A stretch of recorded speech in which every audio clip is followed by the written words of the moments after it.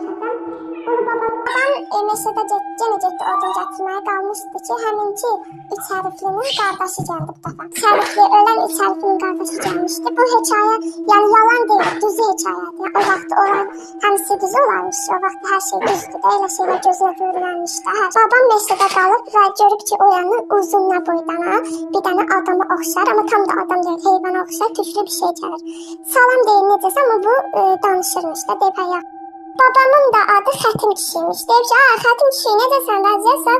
Deyib ki, yaxşıyam, sağ ol, adımı hardan bilirsən? Deyib ki, mən hər şeyi bilirəm, mən bu meşədə qalaram da, hər şeyi görürəm və bilirəm, bu meşəyə kim gəlir, kim gedir, hamısının adını bilirəm deyib.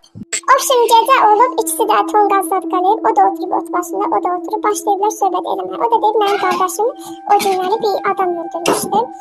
Mən də onun intiqamının zadını. Oturublar söhbət eləməyə, söhbət eləyiblər, gecə olub və babamcıl yatıblar. O da yatıb. Babam pencəyin, bacı biraz qara pencəy vardı qədimdə.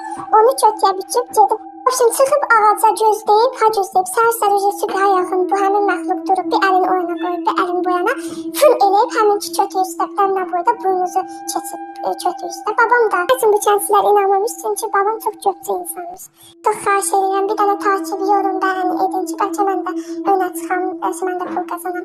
Yəni sizdən pul istəmirəm, sadəcə bu dediklərimi eləyin, elə belki çox suava batacaqsınız, inanın ki mənə.